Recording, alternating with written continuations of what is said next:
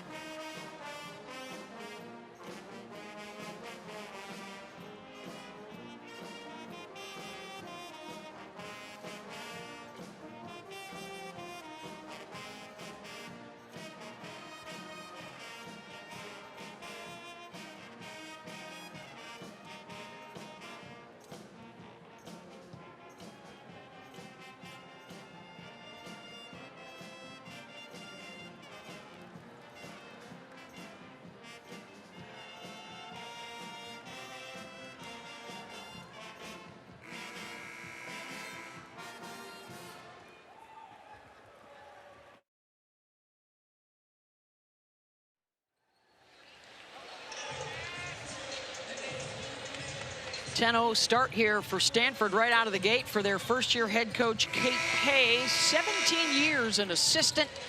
Also played here and was on the national championship team in 1992.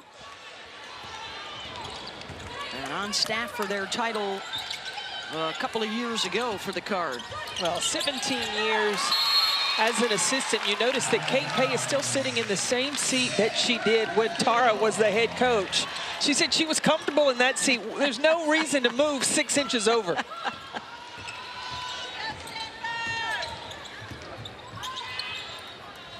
Harriel, she's got one of the 2 3-pointers early on.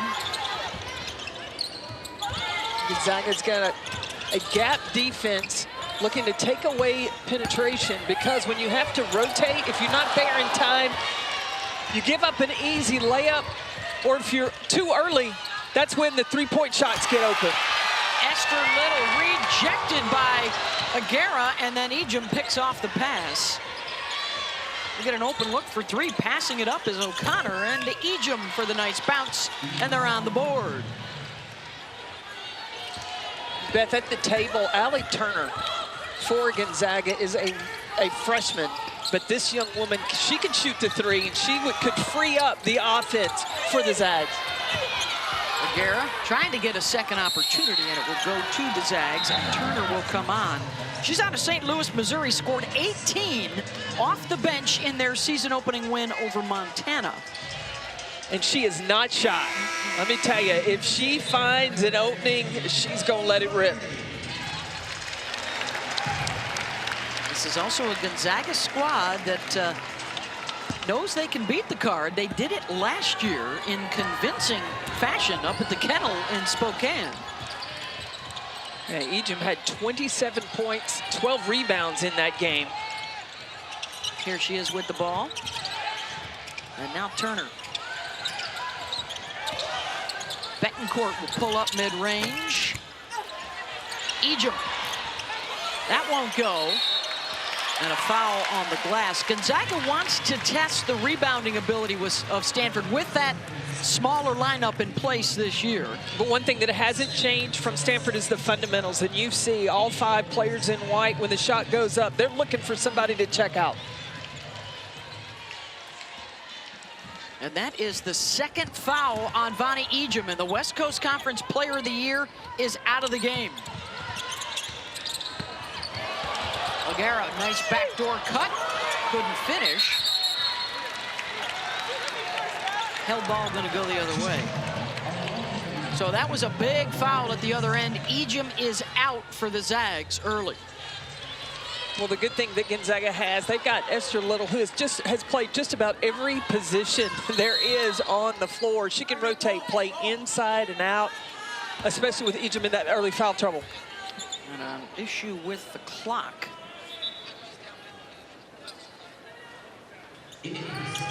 This is a point of emphasis this year for the officials.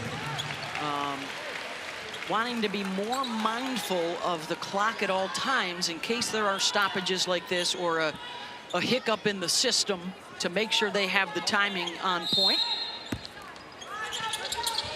So a good job there. We've got a veteran group. Betancourt off the side of the glass, and here comes Stanford. Bosgana into the lane, and a trip to the line coming up. And Bosgana being at 6'2", when she's got the ball on the break more times than not, she's going to have the length, the power. If she didn't come out with the bucket, get to the free throw line. Talking to Kate Pay about this year's group. You know, last year you had the go-tos inside, you had the shooter outside. This year, it could be anybody, any night. They plan on this being a very balanced attack that can come at you from all 5 spots on the floor. And she complimented her team of putting in the work in the gym in the offseason. Yep. So, listen, you can trust your work when you know you put it in and able to knock down the 3. They're getting it done on the defensive side as well. Gonzaga just 1 for 8. Now 1 of 9 to start. And finally, they'll get the bucket again. Second chance for Little. That's what Little does. She is that blue-collar worker, number 0 in blue. 6'2" senior has spent some time with the English national team and in the starting lineup for the first time after 3 years of coming off the bench. They too have a lot of opportunities with 4 of their top 5 players gone from a year ago.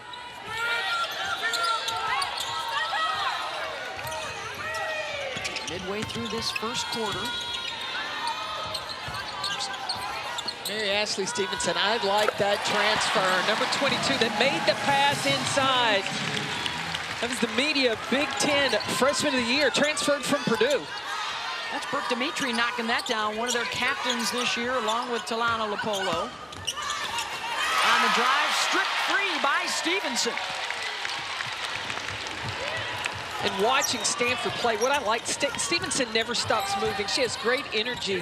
Well, she ran cross country in high school. She played lacrosse. This is a player that never gets tired. Off the bounce, Chloe Clardy swatted. Good block by Little. The secondary defender coming over to help out.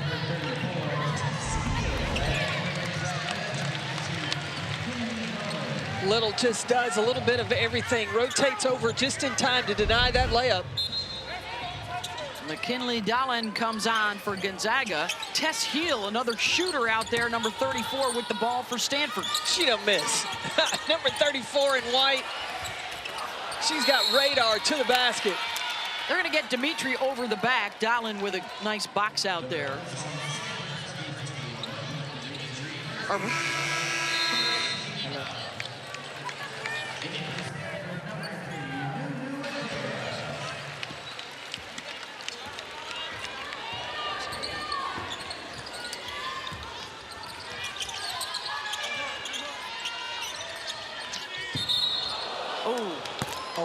And her head hit the ground hard. I believe that's Little. A collision on the screen. Yeah, you could hear how hard her head hit the floor. And immediately, Fortier is out there. So is the athletic trainer.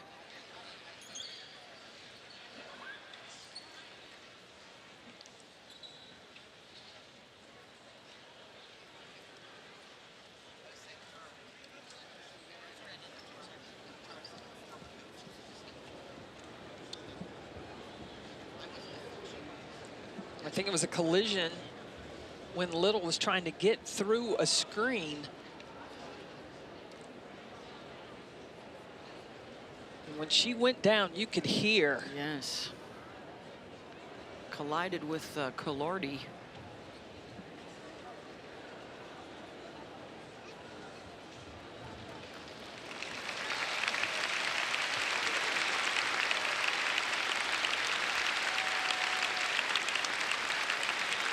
Help Little over to the side and get her checked out.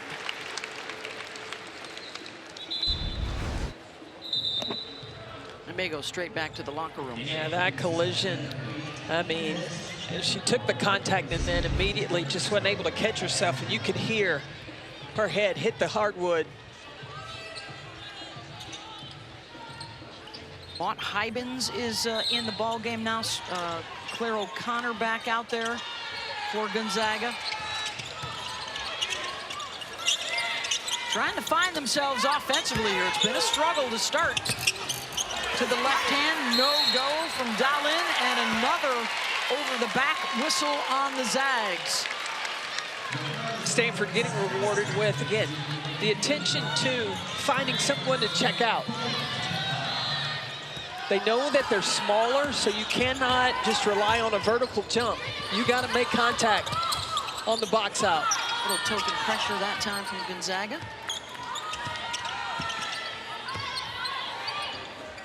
Here's Clardy. Goes away from the screen and then back to Agara on the dive to the rim. Count it, and a foul. That was terrific action off the elbow, and Clardy reads, rejects the screen, and then Agara slipping to the basket because the lane's open. Because you got to respect the three-point shot. Nunu, one of their top reserves a year ago, averaged 5 points per game. She's averaging 18 through the first couple of games for Stanford, and gets the three-point play there. And it's the job here defensively that adds to it. Gonzaga just 18% shooting, only 2 buckets here in the first. You know, other than the three-point shooting, not much has changed for Stanford. Their attention to defense and detail, the rotations are there, the on-ball pressure is there. Back out to Betancourt. Shot clock's under 5, has to launch. Held ball, and this one will go to Stanford.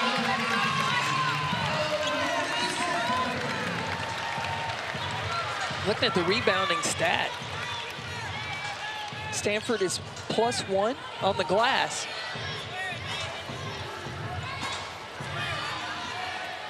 Talked about the ACC being a guards conference. I think Stanford will fit in very well, making the trek over to the East Coast. Yeah, the travel is going to be one thing to keep an eye on, but the competition on the court, they should still be pretty strong. Despite the losses to graduation and transfer. Heel. She's going to have to prove that she can score off the bounce because everybody's going to be closing out hard on her like they did just there. Oh, it is no secret. The transfer from Santa Clara, she can shoot it. You got to force her to put it on the deck. Mid-range, and that one falls out for Hybens. Here comes Courtney Ogden, the sophomore from Atlanta. Nice hesitation to the left side. All Stanford early, including the last 9 points in a row.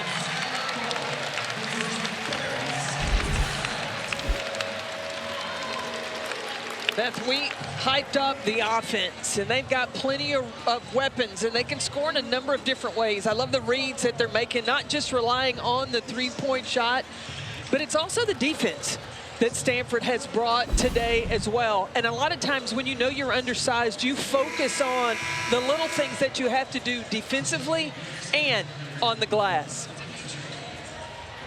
21-4.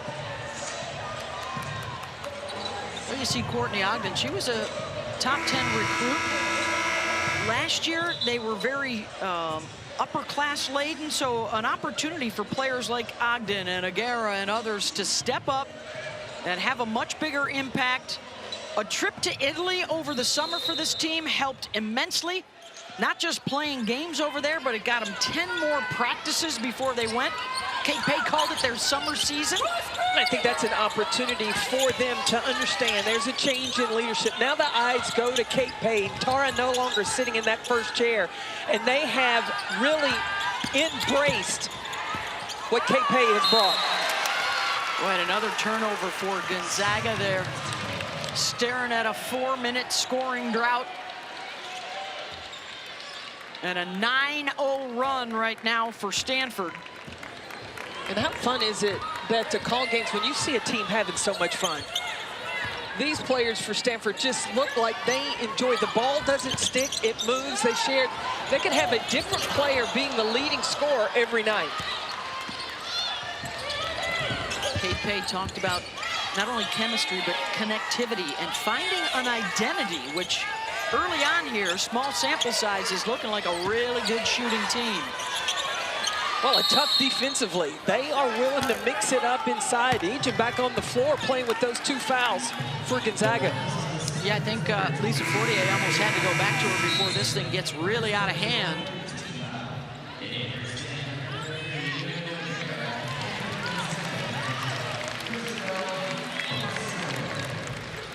The luxury that Kate Pay has, too. She can have a revolving door. She's got some depth, especially in the guard spot. Cristobal Osoroba into the game for Gonzaga for the first time.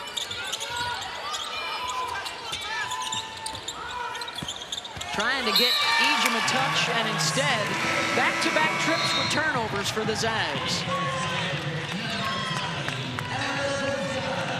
Trying to feed the ball to Egypt on the wing is tough against Stanford. Better off trying to get the ball reverse, get it to the top of the key. Look at some high-low action.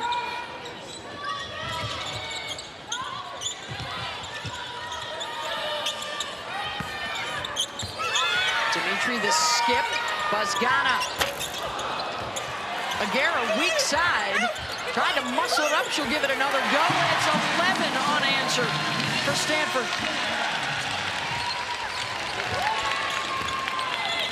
4-minute drought threatening to turn into 5 for the Zags, who've turned it over 4 times in 4 minutes.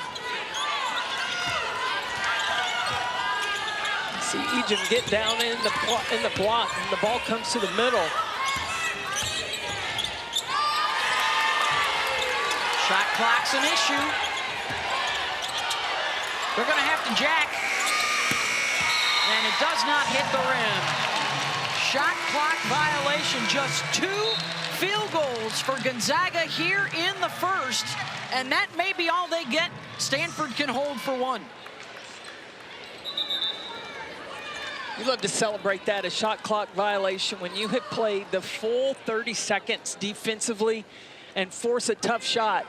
Just continues to build the confidence in what's going on here at the Farm. And now 5 turnovers in 5 minutes for the Zags. Well, last year we could say it's going into Cameron Brink. Where does it go this year? They got plenty of options.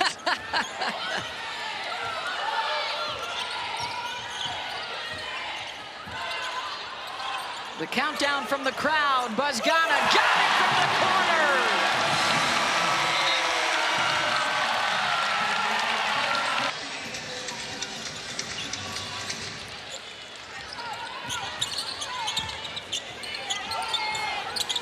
Ejim, may have gotten away with a walk there.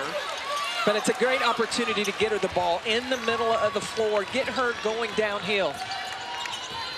Last year's player of the year in the conference and the defensive player of the year, their only returning starter. She also spent her summer in Paris with the Canadian Olympic team. I think that she could have a nice place in the WNBA, be that stretch 4. She can handle the basketball. She's got tremendous energy. She rebounds.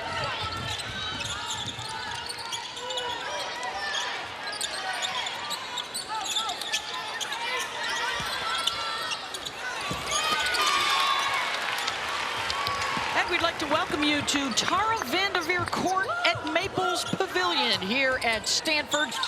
The Cardinal leading Gonzaga 26-4. A hot shooting start for Stanford, and the Zags having some problems offensively. Beth Mullins along with Carolyn Peck, and moments away from Tara VanDerveer sitting with us courtside for a chat. The court unveiling here this afternoon for the Hall of Famer and the all-time wins leader in college basketball history. You know, when you look at Tara's name on the court, she's got a name kind of like Cher. It doesn't even need just the VanDerveer, just Tara. And that is her, that's her signature. That's how she signs her first name. There you go. Good look at it. You know, it's always been her court, and now they made it official and put the name on it. All-time winningest coach in women's basketball. She even has the jacket on that she got from Nike that has kind of the hash marks. Yeah. Shot clock violation there for the Card. Both of these teams, a lot of shoes, big shoes to fill from their starting lineups a year ago. So both trying to find their identities here early in the season. Gonzaga lost 66% of their scoring from last season. Coming off the best year in school history with 32 wins and another West Coast Conference championship. And of course, Stanford back at the Sweet 16 a year ago, and then Tara announced her retirement in the offseason as they make their move from the Pac-12 to the ACC this year. Their top 3 players from a year ago have moved on. Turner for 3, and that goes. It's a 3-point shooting team that's been amongst the best in the country the last few seasons, and Stanford with the quick strike counter.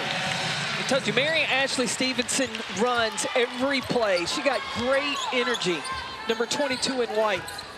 They have 2 transfers this year, just the 2nd and 3rd all-time for Stanford women's hoops.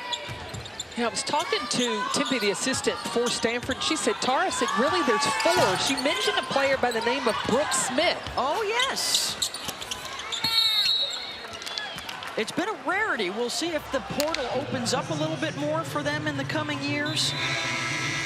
They did tell us it's a little easier for undergrads. It's harder for grad students because you have to announce that you're coming here like now, early in the fall, and can't wait till the off season. There's Kate Pay, 17 years an assistant, former player here who was born here. Both her parents went here. She was a camper here when she was a kid, and now getting her chance, taking the baton from Tara after 38 seasons. You'd have to say she's a Stanford lifer. Yes, she is. Was a part of 2 of their 3 national championships as a player and a coach. Elena Bosgana, their top returning scorer from last year. Nunu Agara. Good defense that time from Mott Hybens, the transfer from Syracuse. And then a foul and a collision. Bosgana knocking down Vonnie Ejim, the 5th year from Calgary, Canada. And Gonzaga's got to create some offense out of transition because they have not had any success going against Stanford's half-court D.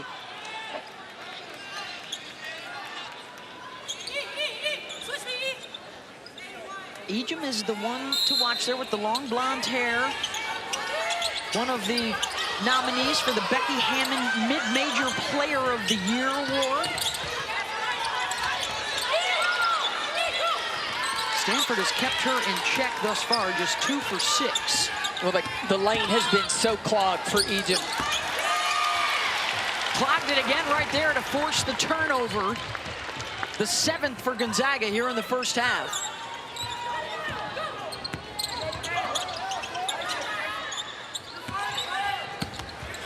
Nice hesitation. Apollo and a good counter from O'Connor to get the block.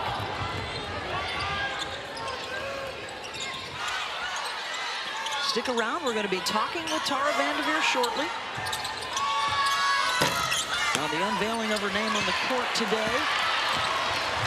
Here comes Stanford on the move with the push. Yes. Tara's mom is here. Rita, 97 years old, and she's here to see her little girl's, the court being named after her. It is quite the juxtaposition as you look at, there's Ruth.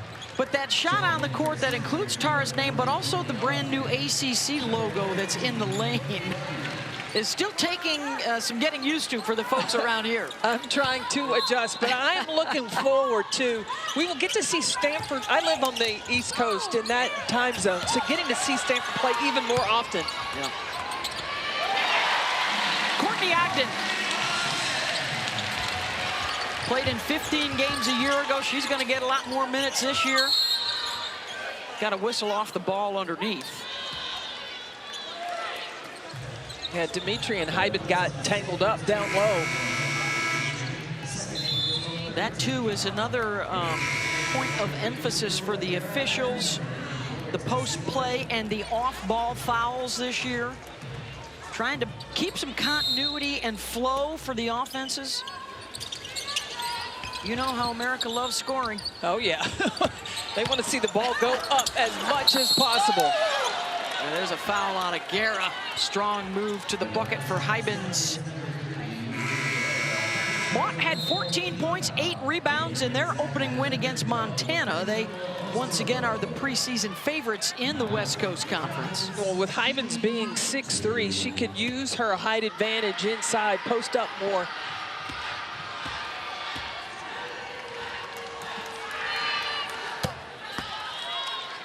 In her 11th season as the head coach, and so happy to say in remission from her battle against cancer that started last February. She had her last treatment in October, and just tremendous support from the Gonzaga community, as well as, she mentioned, the coaching community. Had her back from day one. She said she got so many calls and support from other coaches across the country, and she said she approached this kind of like how you approach a season. Yeah. And the emotion of her last day of treatment with her team on hand. Just great for Coach. Diagnosed in February, surgery in April, chemo and radiation all summer. And now just fingers crossed with every checkup every once in a while. Back to the doctors, but in remission right now. As she is back with her team full time. Yeah, she said she leaned into the community, leaned into the players, her faith, and she said, and the key to all of this was a positive attitude. Yeah. And she said she just had to stay positive every day to help her get through this. Stay positive, stay strong, coupled with the fact that her husband Craig is on her staff as one of the assistant coaches. One of the feel-good stories to open up this new season around college basketball. Betancourt ran into an elbow. It was a little friendly fire. There's her husband. They have been the dominant force in recent years in the league. Of course, there's always that, Spokane, the fans up there have always been so great for women's basketball. We're always up there for the NCAA tournament. Back up there again this year, that carrot dangling out there. If you can get to the Sweet 16, you can play at home. Yeah, because the fan support there is incredible. Spokane and Birmingham, Alabama, I believe, and then on to Tampa for the Final Four this year. I think this year is going to be as exciting as it was last year as well. It's got some great talent in women's basketball. You got the three-point shooting of Stanford. Got Juju Watkins at USC. They're off to a 2-0 start. LSU, Flau'jae Johnson and Anissa Morrow. NC State and South Carolina going on the other network right now. That's a close game. A rematch of last year's national semis. And that's another 3-ball for Stanford.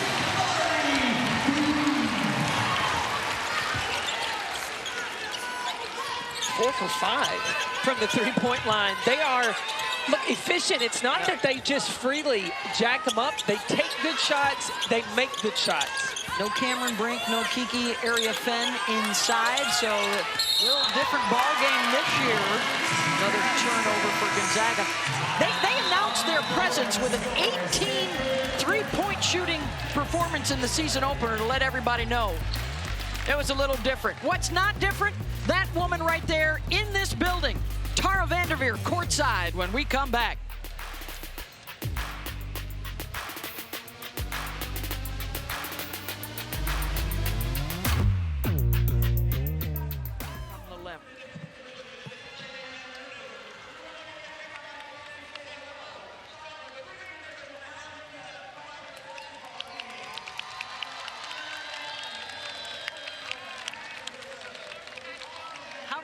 Coach, good to see you. Hey, good to see you. All right. Looking good. I mean, for you.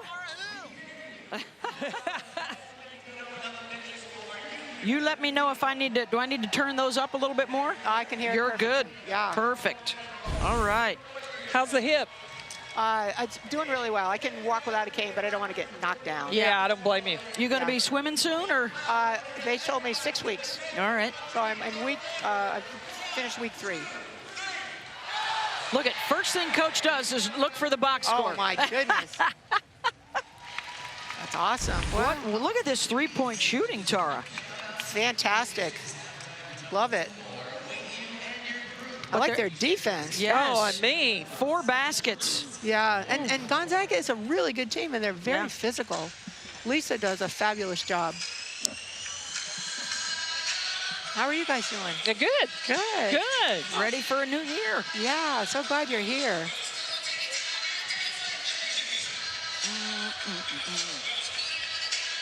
Look at this. You know you're doing something right when you get your own index card, Tara. You got your own index card with all your achievements and accomplishments. Oh, thank you. Could you fit it all on one index card? I really had to, just pick the bullet points. Oh. So I talked to your buddy Debbie this morning. Oh, how's she doing? She's doing great. She's in Charlotte for some games. Okay, yeah. Yeah.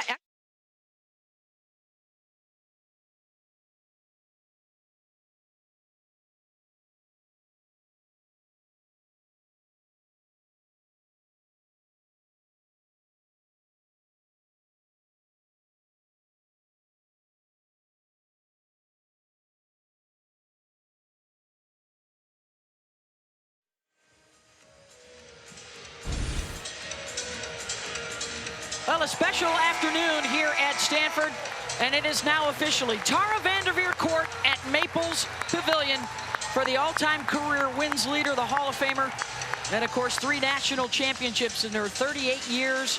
And we've got her courtside, and look, there's a notch for all 1,216 of those wins. It's Tara VanDerveer. I'm Beth Mowins, Carolyn Peck, and you're here for the first time watching your former player and longtime assistant Kate Pay. And this Stanford team playing on a court that bears your name. Well, Beth, it's great to see you and Carolyn, and I'm so thankful that ESPN is here to watch a great game. Stanford is off to a terrific start, and Kate is doing an absolutely fabulous job. So, but Coach, your name is on the court. I mean, but you get to see that in front of your mom. I know. Who is 97 years old. Right. What does that mean to you? Well, you know, I told my mom it's going to be on TV, you can stay home, and she goes, no, I have to be there. So my mom is sitting right up over there with my sister Beth and my mother sister Marie, and Nick's here, and Heidi would be here, but they have a game against Arizona. I heard your mom said that Heidi should have let the assistants handle it and come to the game. That's what my mom knows about coaching.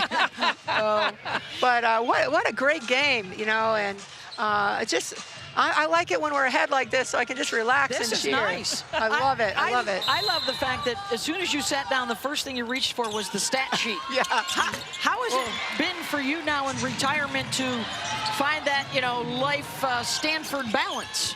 Well, you know, it's been different. And when I first came to the game, it was very weird. I have to admit that. But again, I'm so excited for this team and the job that Kate is doing.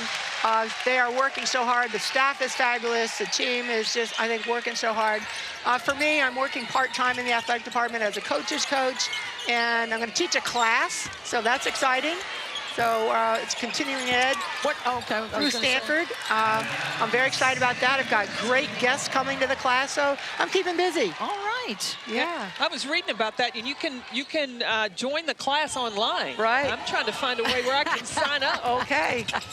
Well, one of the things when we talked to Kate yesterday, you know, it's a bit of a different look. Darn. You've obviously had really good guards here over the years, but, you know, recent years, the post play has been spectacular. And she said one of the things she wanted to take from your years here was coach to your personnel, and that seems to be what this year's team is about. Yeah, this team does not have a superstar like Cameron Brink or Kiki or Nneka or Chene or some of the great players that we've had, but they're all super unselfish. They're working really hard. I'm really impressed with how much like Chloe has improved, and a great addition of Tess Heel, and they're doing so well. Jzaniya's hitting shots. I mean, Talana getting healthy. So many of them are doing so well. It's very exciting. Well, Coach, you have, I think, known that Kate was going to take over. Yes. What gave you the confidence about Kate that knew she was the right decision? Kate is first of all, she's brilliant. You know, she went to Stanford undergraduate, Stanford Law School and Business School together. Wow. She played professionally. She loves the game of basketball. She is incredibly loyal, hardworking. She gets along with people really well. I mean, she has great rapport with the players, and she did a fabulous job as an assistant. I know she loves Stanford, and I know that she's going to do a great job, and she already is doing a great job. Yeah, Courtney! Awesome shot. Yes. I don't think we have a chance of no cheering in the press box when you're with us here, Courtside. Am I not allowed to do that? Look, if you're the allowed to do whatever you want. That's right. When you're the all-time winningest coach, you can do whatever feels good. You had the other coaches in the league always talk about how you were such a giver, and Lisa Fortier talked about that.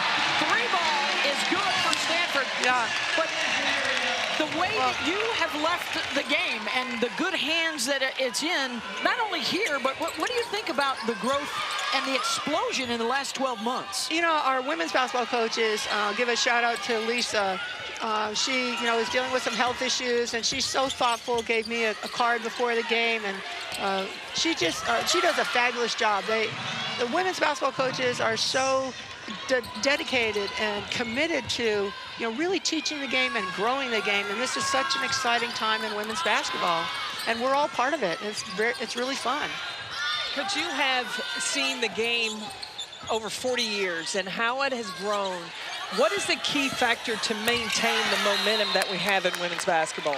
You know, I think that Carolyn and Beth, you guys are a big part of this. It's really bringing the game out to the fans.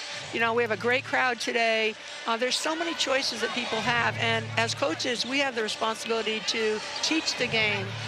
Pete Newell used to always say the game is overcoached and undertaught. And we have to teach the game and grow the game together, and not let anything be divisive to in any way bring us down, but to keep building up on our momentum.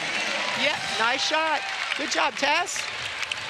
Well, we are thrilled to see another woman's name on a basketball court around the country, and a short list, but a very esteemed one. And what was your thought when you first saw it here on the floor? You know, it's a little surreal, but that is actually my signature, yes. So I was pretty excited about that. I want to, you know, thank Bernard and Stanford. I think Condoleezza Rice had something to do with this, but it's really a humbling and tremendous honor. But there are so many great women's basketball coaches and men's basketball coaches that love this game and just want to keep building it. Final minute of this first half here at Stanford. Beth Mowens, Carolyn Peck, and Tara VanDerveer. 3 national championships, 14 Final Fours, and a lot of people with, you know, with what was going on in the WNBA this summer and the Olympics this summer, a lot of people trace it back to 1996 when you were the coach. Another bucket for Stanford. Yeah, Elena. A fist pump for Tara, but that winning the gold, getting the gold back in '96 really was a flashpoint, I think, for the women's game, no? It certainly was, and I think, you know, we built on that, and we need to continue to build on that. But the game is because we have great players, and the women on the Olympic team, Dawn Staley was one of them. Ruthie Bolton is here today, Katie Stedding, you know, Jennifer Azzi, Teresa Edwards, all these great players. No one's better than Katrina McClain. She's just fabulous. Cheryl Swoops there. You know, there were 8 times we've won the gold since then, and they kind of laid the foundation. But it's the players are so dedicated. They work so hard. You know, they love the game, and it's fun just to be able to talk about them. Well, Tara, we appreciate the time here this afternoon. Congratulations. Thank you. Enjoy retirement. She's back out there to start this second half. Well, Gonzaga, they are picked to win the West Coast Conference, and this is a very talented team. I just think that, look, that summer experience has played for Stanford. They've got those days of extra practice, and Gonzaga's just got to settle in. Ines Betancourt off the miss, but then the box out was so good, no, everybody forgot to go for the ball, and she gets it. Ejim, a trip to the line coming up as she landed hard on her right elbow.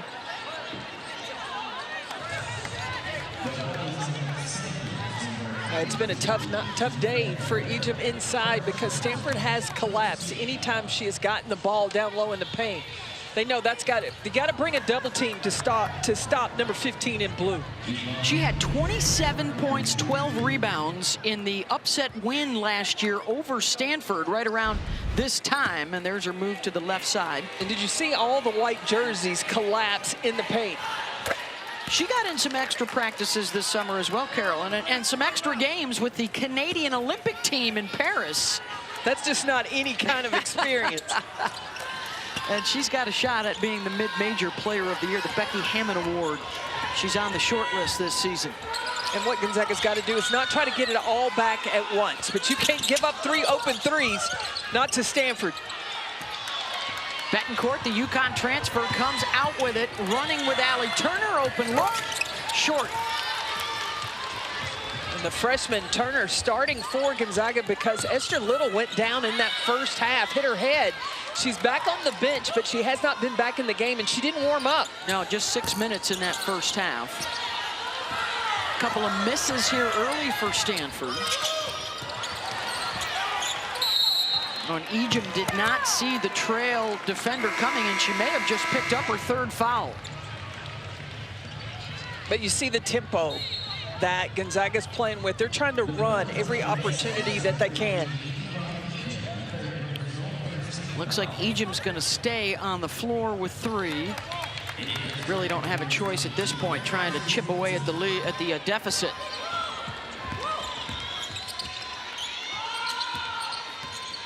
Bosgana, the feed to Stevenson.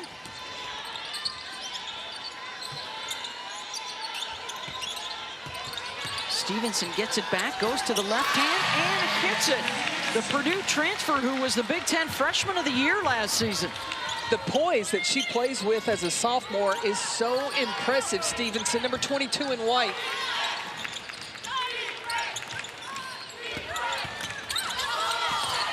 Secondary defender comes and helps and gets the strip, Bosgana. Just a little late on the feed down low. I think Stanford has Gonzaga, they've sped up. They've got to play with composure in the half court. Bosgana floats in. That's pretty. She's well on her way to be a 17, 18, 19 points per game type of scorer this year for the Card. Well, any given night, any player can be a leading scorer because it's not what, last year it was to get the ball to your offense or to get the ball to Cameron Brink. This year, anybody is an option. They are loving the opportunities in front of them. Ejim, second chance, missed twice inside, and here comes Stanford. Stevenson, got it, assist Lopolo. That cross country is playing off for Stevenson. Yeah. That young lady likes to run. Cross country runner, back in the day. Cross country and lacrosse. Yeah. That's a big field. Yeah. Well, they're going to need to get used to cross country because they're going to have a lot of cross country trips moving from the Pac-12 to the ACC. A lot of miles to cover. We'll see if it plays on them or not as the season progresses.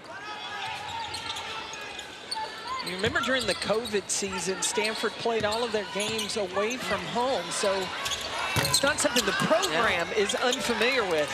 And they ended up winning the championship in the bubble in San Antone.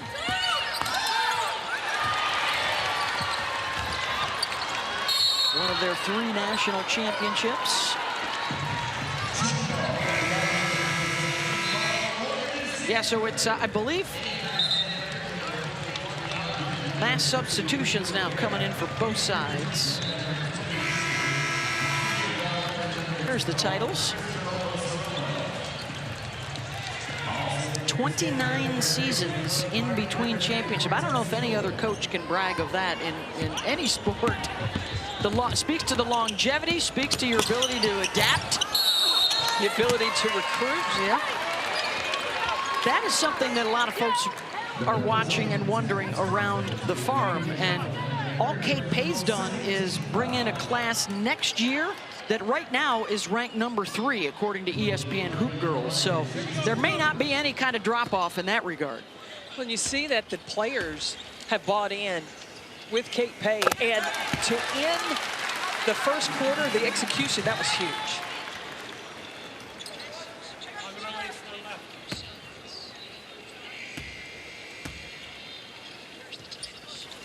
There's the Ally tip-off still to come tonight on ESPN2. Iowa and Virginia Tech. A look at the post-Caitlin Clark era in Iowa City and the post-Liz Kitley era in Blacksburg. Both with new head coaches. Yeah, we've got Jen Jensen at Iowa taking over for Lisa Bluter and Megan Duffy. Kenny Brooks went to Kentucky. Now Duffy's taken over, moving from Marquette. Good block for Nunu Agara. It's an 8-0 run for Stanford. Make it 10. Tess Heel, the Australian transfer from Santa Clara, off the bounce. Well, also, Gonzaga's not playing at full strength. They've got 3 key players that are out with injuries, and this pace didn't play to that when you have lack of substitution. They got 10 available. Going to be a foul on Stanford. They're hoping to have Taylor Dalton, Lauren Whitaker, and Bree Sallenbein back in the not too distant future.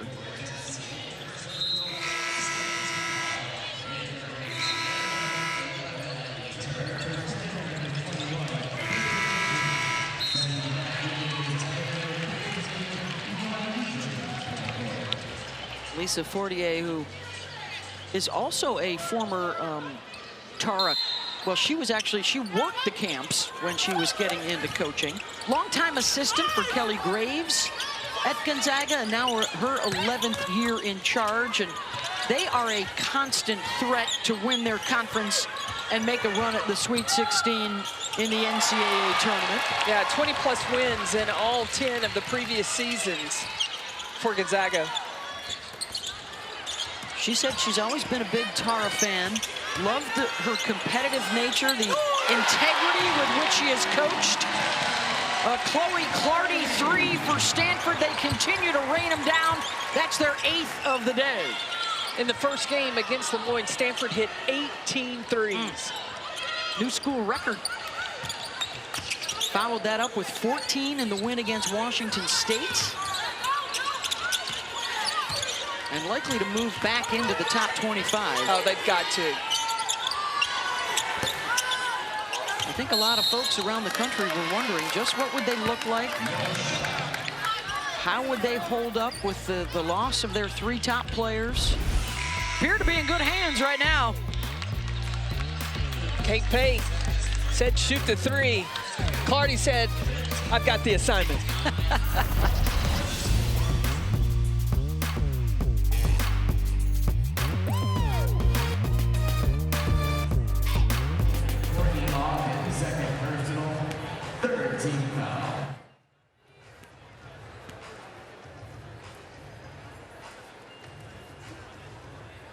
Stanford Athletics would like to extend their thanks to Wells Fargo for their sponsorship of today's game. Wells Fargo, the official wealth management and retail bank sponsor of Stanford Athletics. All right, fans, we're going to have some more Stanford trivia this afternoon. Brought to you once again by JSS.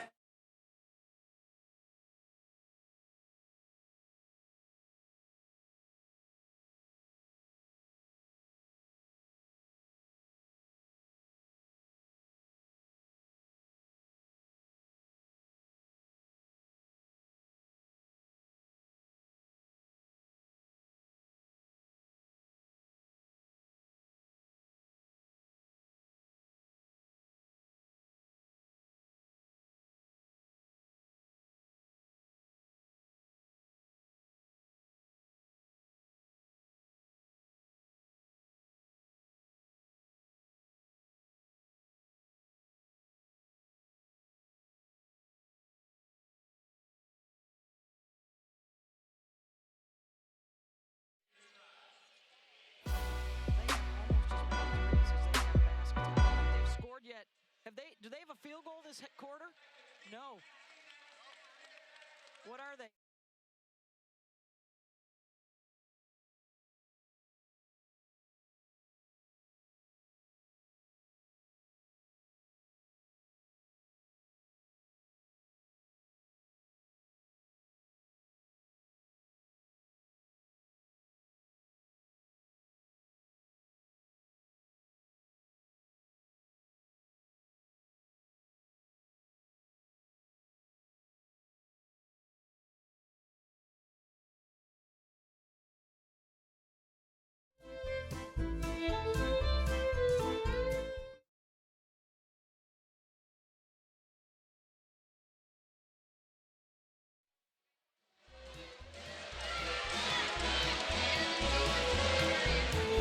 Well, it is going to be a Stanford road show this year as they move into the ACC. This is what it looked like last year. You know, not Not too bad getting out to Colorado and Utah and down to the Zonas. But a whole different ball game now with their ACC travel. 6 trips to the Midwest or East Coast, and 4 of those in league play. They're going to go over 21,000 miles in flights. Last year, they didn't cross the Mississippi River. This year, they're going to do it several times, and they're going to do it in December. They got to play at LSU on December 1st. They'll stay in California. They play Cal December 13th. Then on December 20th, they will play Ohio State. And Ohio State's got a freshman, Jelani Cambridge. In her debut, 31 points. She's got some jelly to her game. Yeah, and then that LSU game is a part of the SEC ACC Challenge. Mark your calendars, December 3, 4, 5. All the men, all the women, everybody into the pool for head-to-head matchups. Baseline drive, Ogden can't get it to go. Gonzaga looking for its first field goal of this third quarter. They've started out 0 for 9. Just a couple of Ejim free throws to show for it, as the Stanford defense has been terrific. Well, and trying to feed Ejim out on the perimeter or from the wing has been tough to get her an easy look. There it is. Breaking through is Claire O'Connor, the sophomore from Bellevue. They need more scoring from her. That's number 4 in blue. One of several reserves that have stepped into starting roles. They've also gone to the transfer portal for a couple of others.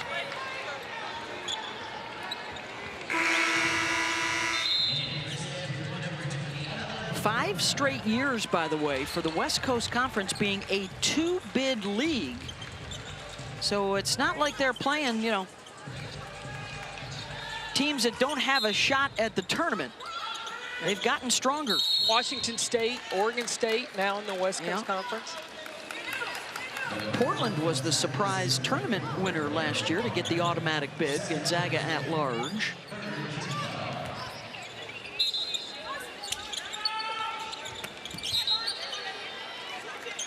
I'm looking forward. The poll comes out tomorrow. Where Stanford? Stanford's got to be in the top 25. Yeah, remember last year there was absolute chaos opening week. 6 of the top 10 teams lost. So far this year, it's been pretty much chalk. But notable would be Indiana losing at number 25. Creighton losing at number 21. There's going to be some slots opening up for the Cardinal. Bosgana got her feet right. Ejim with the rebound. This is a better tempo for Gonzaga, but I don't know if they've got enough in the next quarter and 3 minutes. Yeah, it looks like they're down to 9 available players right now. You know, early in the season, you haven't quite established maybe your 7 or 8 man rotation. You're still looking at a few people for depth. Well, and especially when you're trying to fill in the gaps from what Gonzaga lost from last year. Brenna Maxwell, the Trong twins. Yeah. They've had the West Coast Conference Player of the Year 5 of the last 7 seasons, including Ejim a year ago, Trong the year before that. There's a youngster to keep your eyes on, Allie Turner, the freshman out of St. Louis. Coach Fourier, when she talks about this freshman, she uses the term fearless in talking about Turner. Oh, that's a big move. Agara foul. It's a different mentality. It's a different skill, right? When you got a freshman like that that wants the ball, sometimes they want to defer to the older kids. 18 points, 5 3-pointers in the opening win against Montana to announce her presence. Well, and watching her in her last game against Montana and just watching her warm up, she's got terrific handles. She can go either direction, and the confidence in her shot. Here's Nunu Agara, the sophomore from Minneapolis.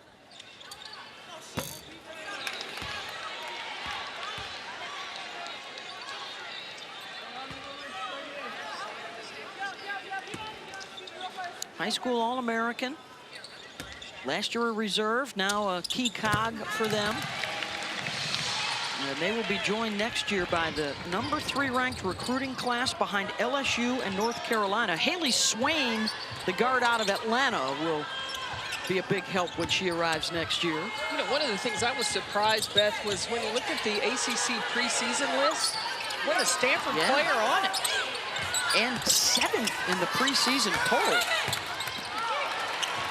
We'll see how that plays out. Notre Dame, the favorites. They're trying to boil her up later today. They are. Karen, I know you're going to be scoreboard watching for that one. Hannah Hidalgo show. Olivia Miles back on the scene with a triple-double after she lost last year to injury.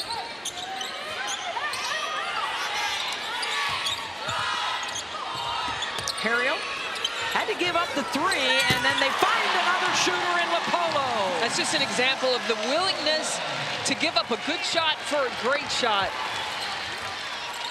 The ball does not stick for the Cardinal. 9th triple. And likely to get to double digits for the 3rd game in a row. Final minute of this 3rd quarter.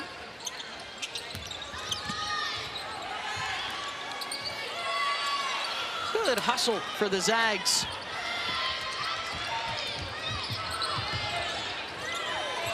Nice pin down inside, but not the finish for Hydens.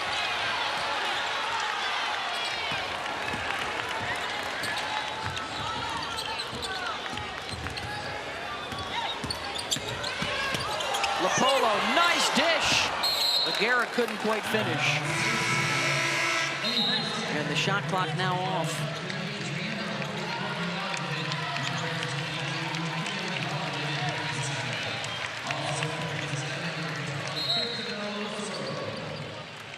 There's 17 seconds on the shot clock.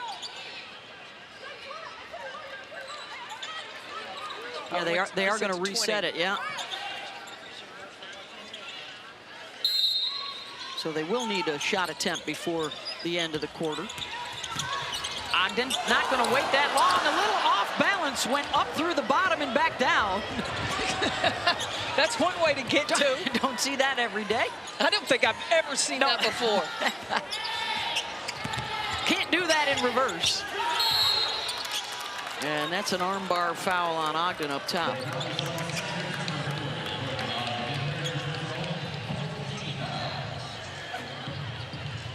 As the song says, Carolyn, you got to go around the outside. You can't go up through the bottom and back down.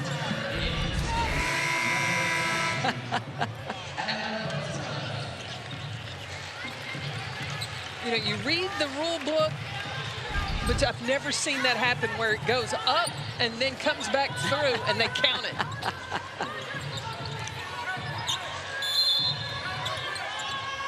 Betancourt to inbound, final 5 seconds. Here's Turner using the screen. The double comes, and that one was partially blocked by Harriel.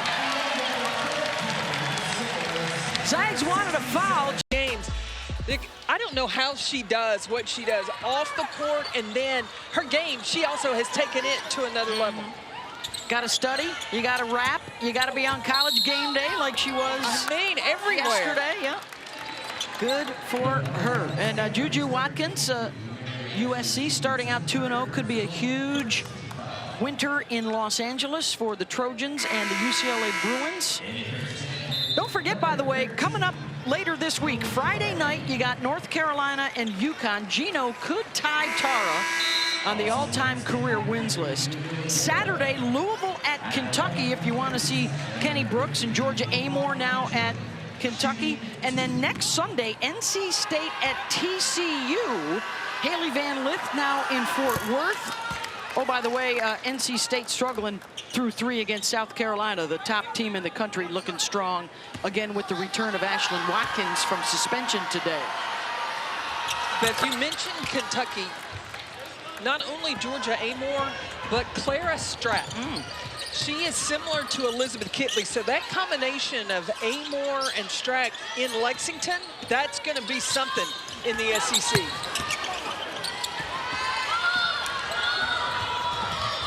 Today it's been all about the balance of Stanford. Everybody's scored. 5 different players have hit threes, and the defense has been locked down on the Zags. through the first 3 quarters, trying to avenge a loss to Gonzaga this time last year. And the luxury that Kate Pay has in the rotation, keeping fresh bodies on the floor. Mont Hybens will get a trip to the free throw line.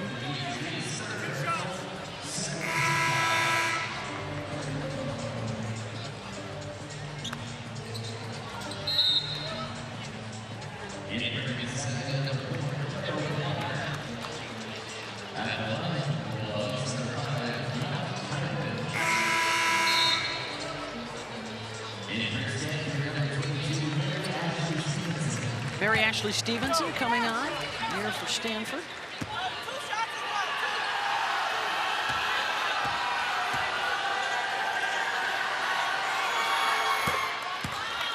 Hey, coming up later tonight on ESPN, how about the 6th-ranked Gonzaga men taking on Arizona State? That's 5 Eastern, 2 Pacific on the men's side on ESPN. Big State Farm Classic 2 coming up on Tuesday with #1 Kansas. Speaking of Arizona State, their former coach, Charlie Turner Thorne, in the house. A former Stanford Cardinal.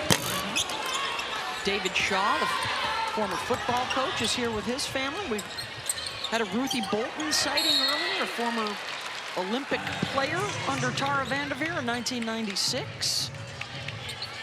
If you're looking for something to Google while you're watching the game, by the way, go back to look at the '96 Olympic team when Tara took an entire year off because we had to win the gold medal back after losing it in 1992.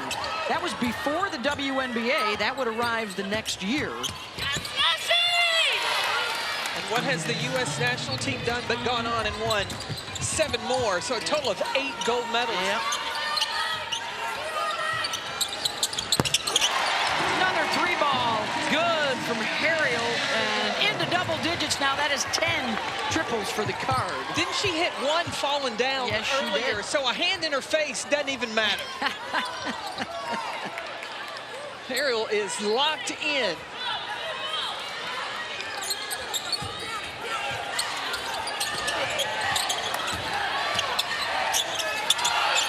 Shot clock winding down.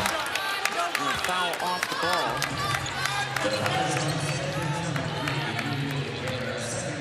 Should we get some tongues wagging too on social media and on the talk shows tomorrow? Remember, 1996, the United States did take Rebecca Lobo right out of college off of a national championship at UConn. You just want to stir the pot, don't Caitlin you? Clark. Stir it up, Beth Mullins. Angel Reese. Well, the future is bright for all the talent in women's basketball. The committee's got plenty to choose from. And as frustrating it is to hear some of the conversations that are off base, it is great to hear so much more chatter about women's sports and about women's basketball and in the headlines and on SportsCenter. And it's going to be exciting to see who, we know kind of who the stars are to start out the year, who might be the other breakout stars on and off the court. How about a look at the mock draft Michael Vopel put together for next year? Becker's likely to be the #1 pick. Well, it depends on what happens with the lottery next Sunday. I'll be there for that. But what if LA were to get a Paige Beckers? Put her with Cameron Brink. You know, the league would love those big markets with big names after the New York Liberty won their first championship this fall. Got Olivia Miles on the list, but she's going to have another year of college. She'd have the option to come back. Might it depend on whether they can win a natty this year. There's Allie Turner from deep. Speaking of a glimpse of the future, just a freshman playing in her 2nd collegiate game.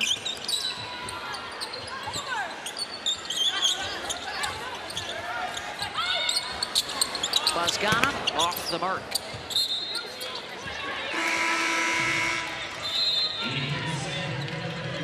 I think one of the challenges, right, for a team that is shooting a lot of threes, maybe new to shooting a lot of teams, right, from your coaching perspective, sometimes it's not necessarily about whether or where you're open, but what kind of quality shot it is, and when are the best times to take those threes. Well, so far, I think that Stanford has made good decisions of taking, but it's what do you do on those nights that the threes aren't falling? Are you going to live by the three or die by the three?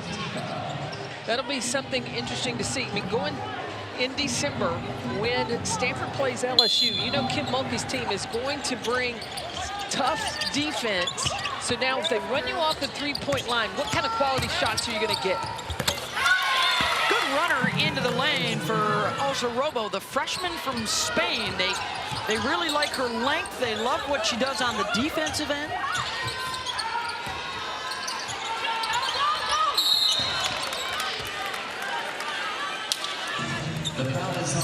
I think this is going to be a tape that 48 takes and dissects. And what I would take from that are the good things, the opportunities where you were able to take advantage of the pressure defense Stanford brought and now carry that over and do that more consistently. 6:39 to go on this one. Cardinal in front.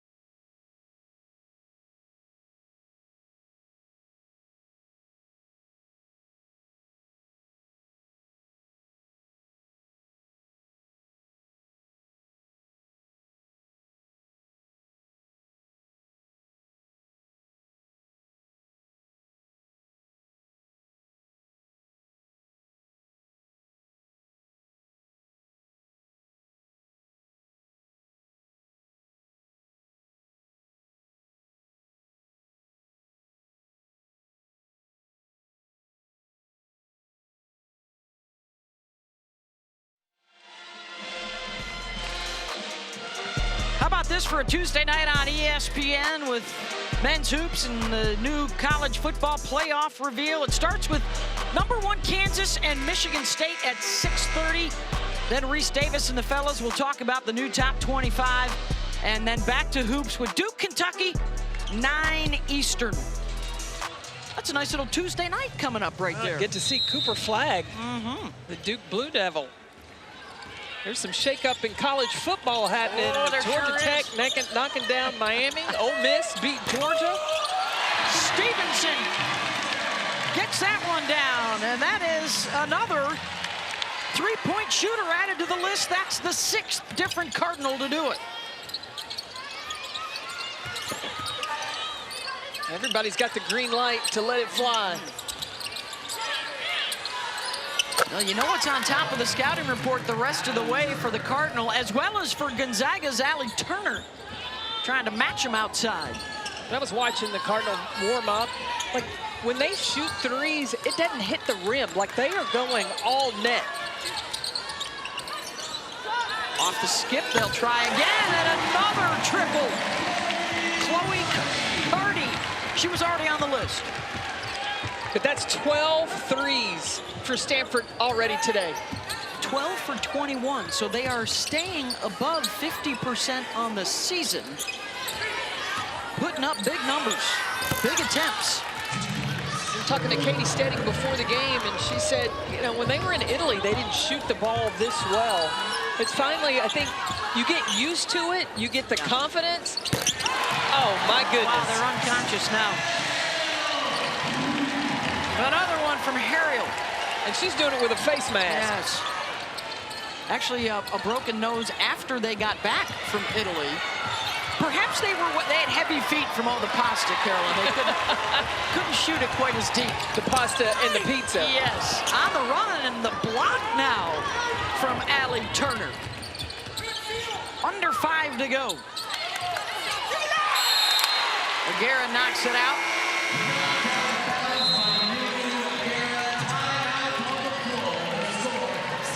We got a timeout on the court, under 5 to go. A total team effort. Putting on a show for Tara VanDerveer in the building with her name now on the court here at Maples.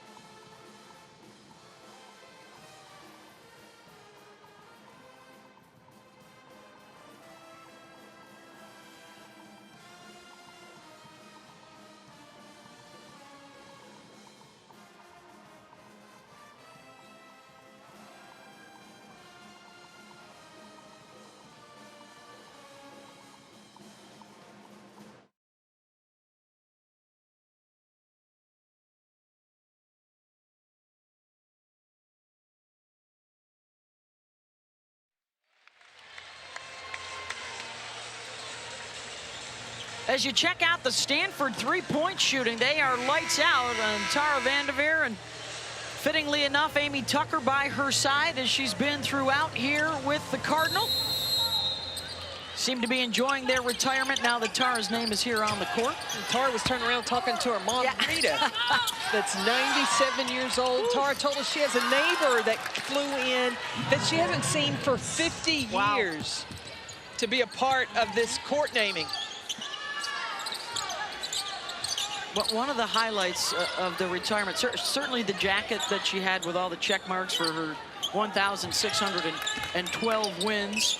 She was telling us off camera how excited she is for Gino Auriemma, who will likely take over the top spot next week as the winningest coach in college basketball history. But to have her family and her friends here today, to see how the Stanford community embraced her, the football players, the baseball players, all the stud athletes they've had come through here over the years. And she was even joking about that if Gino breaks her record, ESPN, we need to zoom her in. She said, I'd love to join. There's Rita, her mom, 97. That's fantastic. Yeah, her two of her sisters, Marie and Beth, are here. Her brother Nick is here. She is almost all the way through recovery from hip surgery, and then she will be able to get back full-time to her swimming, her water skiing, and all the physical activities she's loved outside the game. They are reviewing right now that last basket. We do have push-to-talk technology, by the way, this year in women's. And there it is, my Forsberg. So just a common foul. But Hyben's got the shorter of the stick on that one, man, right to the face. Not common for her. No, not at all. Mai out there with Michael Price and Chuck Gonzalez, the veteran crew. We were teasing them. Did they bring back the group of officials that called Tara's first game here 38 years ago? I think they did. They sort of laughed. I'm not sure. This is a quality group. It's been all Cardinal right from the start. And Gonzaga showing some glimpses of what they might be capable of once they get back their full complement of players.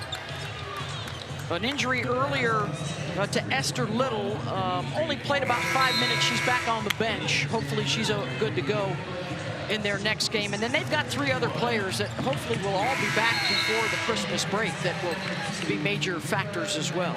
Gonzaga will be a force to deal with, especially once they hit conference play. And here is Hyben's last year's WCC 6th Woman of the Year, who has stepped into the starting role this year. Hyben's last year shot 53% from the floor, almost 41% from the three-point line.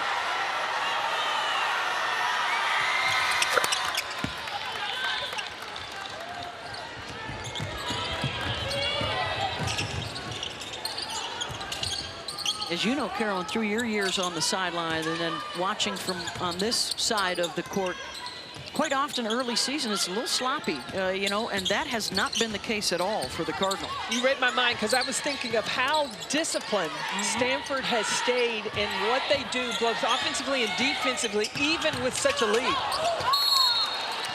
And even with all the new faces in new places, the continuity from Tara to Pay, obviously, but also that whole staff is experienced, so many of them Cardinal experience. And then even though they lost their top 3 players, they have 9 returners who know the system. So it's encouraging. If there were questions about Stanford in the offseason, I think they're answering a lot of those here in the early part of the series. Well, and with the rotation that Pay has been able to sub players in, there's not a drop-off when she goes to the reserves. And you better be ready to defend the three-point line when they come to town. Lisa Fortier said that Stanford, they don't make a lot of mistakes. They are very fundamentally sound.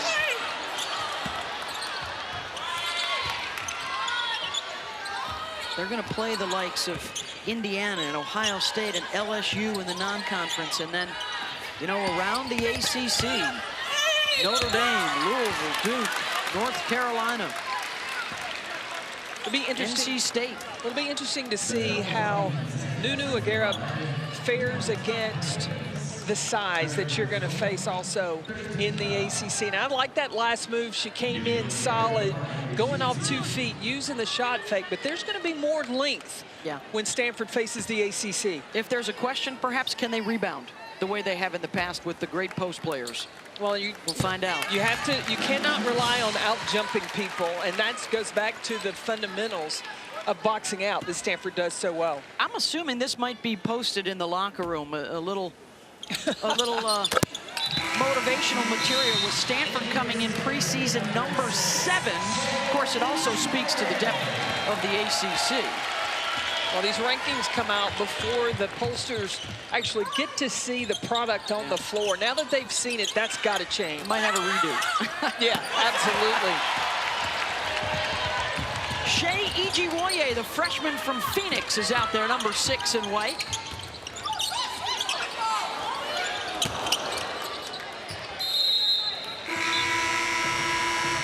And another substitution coming on will be Stavi Papadaki, the junior from Greece. So you couldn't wait to say her name, I know. I was looking forward to that. It's just got a certain ring to it. It really does.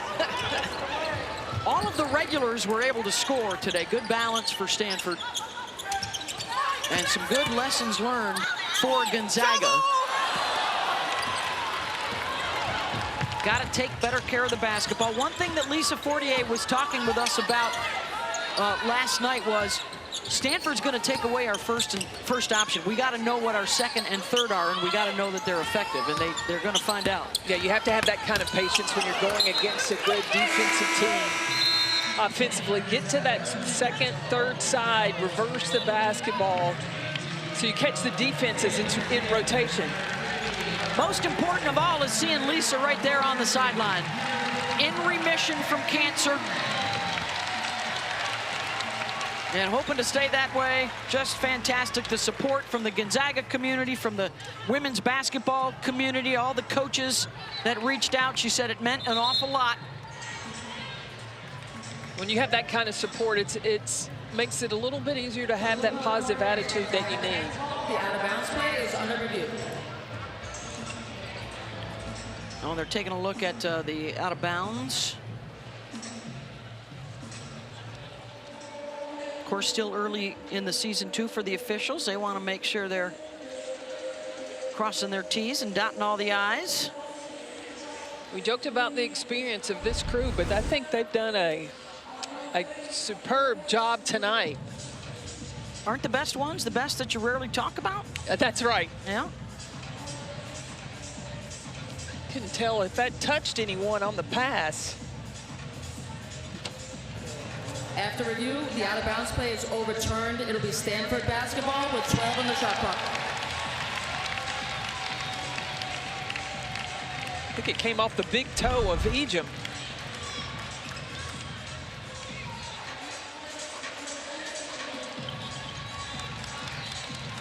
So 12 on the shot clock, 1:37.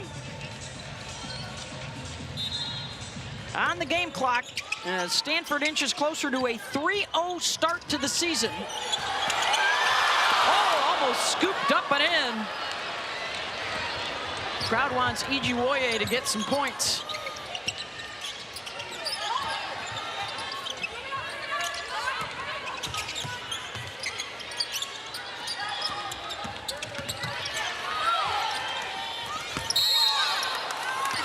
Tell you what, Maud Hybens is going to be a handful trying to keep off that low block around the West Coast Conference. I think if Hybens and Ejim get that high-low option working together, that'll open up the offense for the Zags.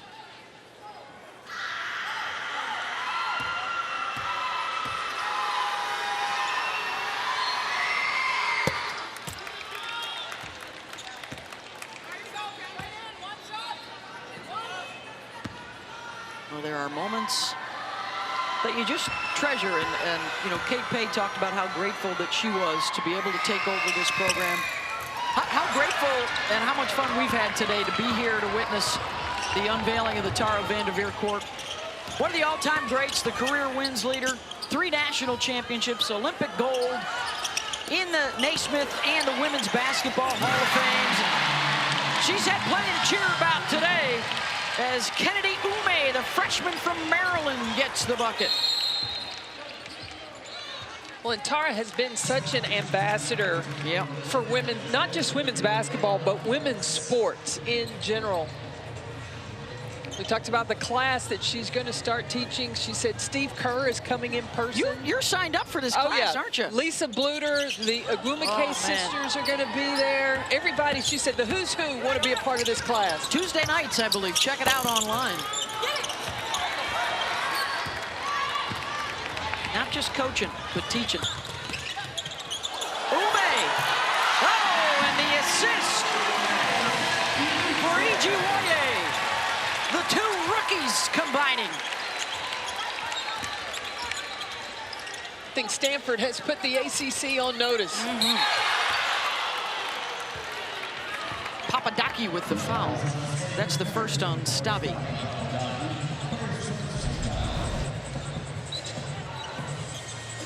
Nice moment here, the start of things to come. Yeah, the future's bright. There's depth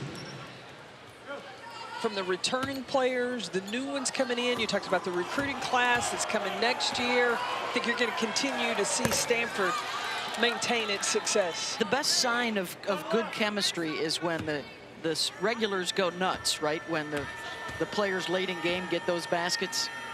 I think Nunu Agara, she almost got a highlight. She was so excited down there.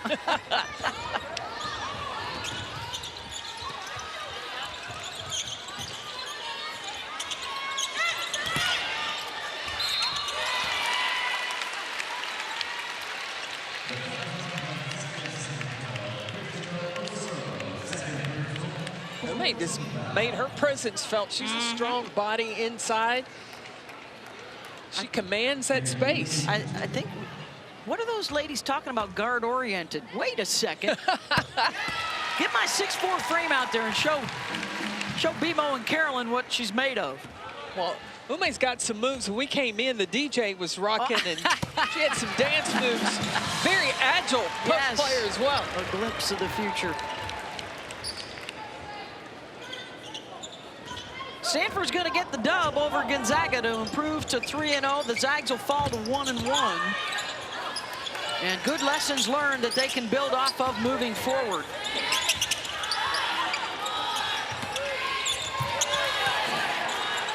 As the final seconds tick off, all the regulars scored for Stanford. They hit 13 threes, and they hold Gonzaga to just 34% shooting. Getting it done on both.